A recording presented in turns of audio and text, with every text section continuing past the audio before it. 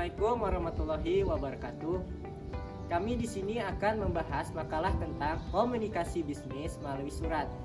Nah, untuk sebelum itu saya memperkenalkan nama anggota kelompok saya. Yang pertama saya sendiri, yaitu Said Ramadan. Yang kedua Delpasari Astuti. Ketiga Okmas Septianda. Dan yang terakhir yaitu Indah Kusmitasari. Kelas selanjutnya untuk pembagian materinya, yaitu yang pertama pengertian komunikasi bisnis melalui surat. Yang kedua, fungsi surat dalam komunikasi bisnis. Yang ketiga, macam-macam surat dalam komunikasi bisnis. Yang keempat, bentuk-bentuk penulisan pesan yang efektif dalam komunikasi bisnis. Yang kelima, pengorganisasian dalam surat.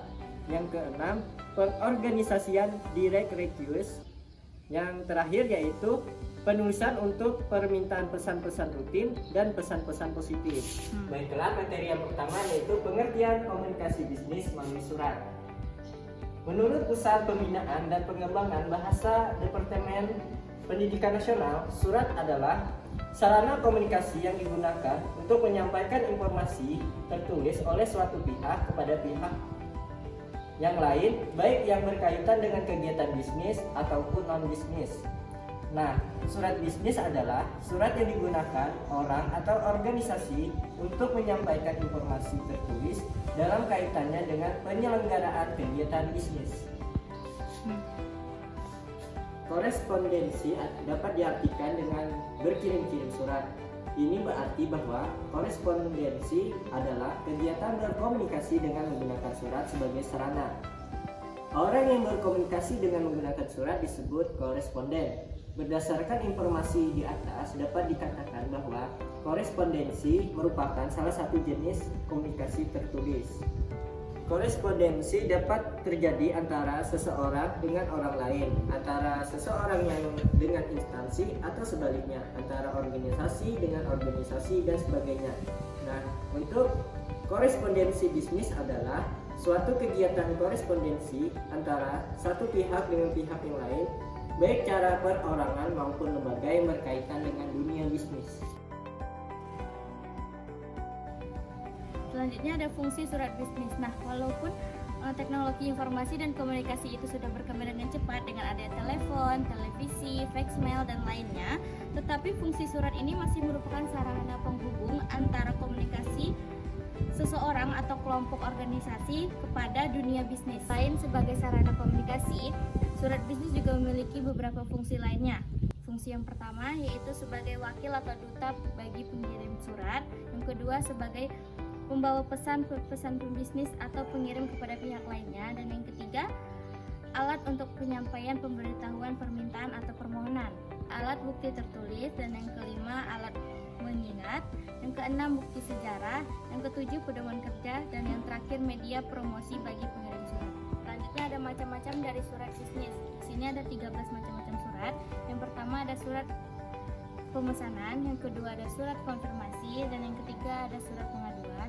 Yang keempat ada surat permintaan informasi, yang kelima surat ucapan selamat, yang keenam surat pemberitahuan. Kemudian yang ketujuh ada surat penagihan, yang kedelapan surat peringatan, yang kesembilan surat peringatan kerja, surat perintah kerja, ke-10 surat pengumuman, yang ke-11 surat undangan RUPS, yang ke-12 surat kuasa, dan yang terakhir ada surat perjanjian.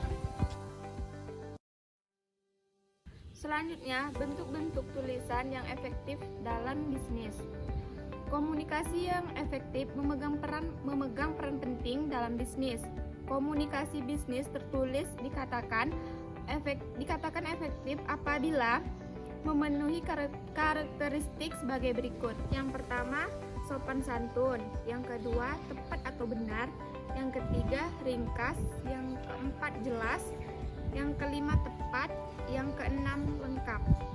Selanjutnya, pengorganisasian surat. Pengorganisasian yaitu suatu proses dan rangkaian kegiatan dalam pembagian yang direncanakan untuk diselesaikan oleh anggota kelompok pekerjaan. Surat merupakan kertas tertulis berbagai-bagai isi. Surat merupakan suatu sarana untuk menyampaikan pertanyaan-pertanyaan atau informasi secara tertulis dan pihak satu kepada pihak lain, baik atas nama sendiri maupun atas nama perusahaan. nama jabatan dalam sebuah organisasi, instansi maupun perusahaan. Prosedur pengelolaan surat. Yang pertama, surat masuk. Menurut Sedinki DDK prosedur pengurusan surat masuk meliputi: yang pertama, menyortir atau memisahkan. Yang kedua, membuka surat. Yang ketiga, mengeluarkan atau memeriksa isi surat. Yang keempat, pencatatan surat. Yang kelima, membaca dan memberi catatan.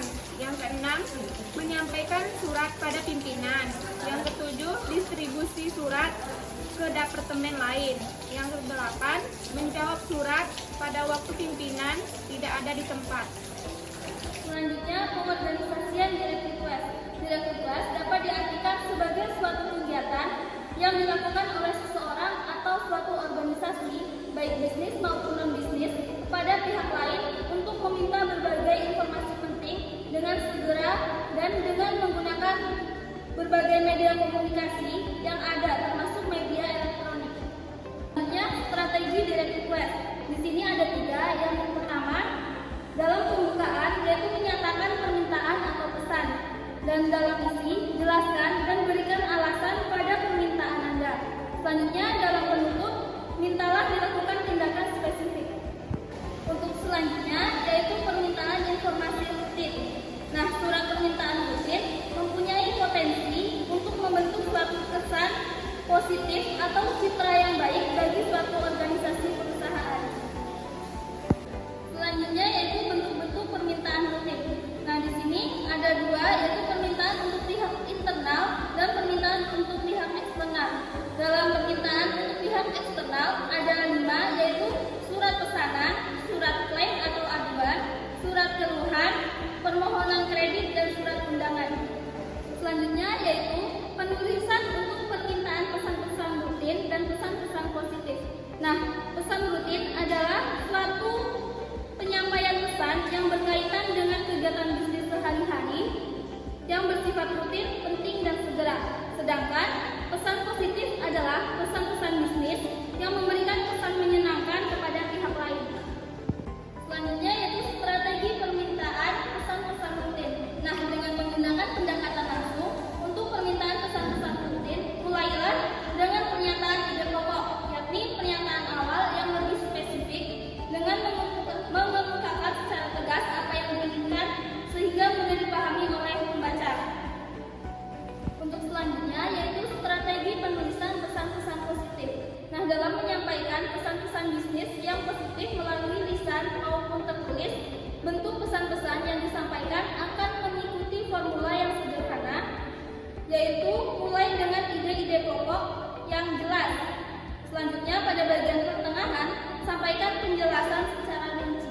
Cukup sekian video penjelasan kelompok kami. Wabillahi taufik wal hidayah. Wassalamualaikum warahmatullahi wabarakatuh.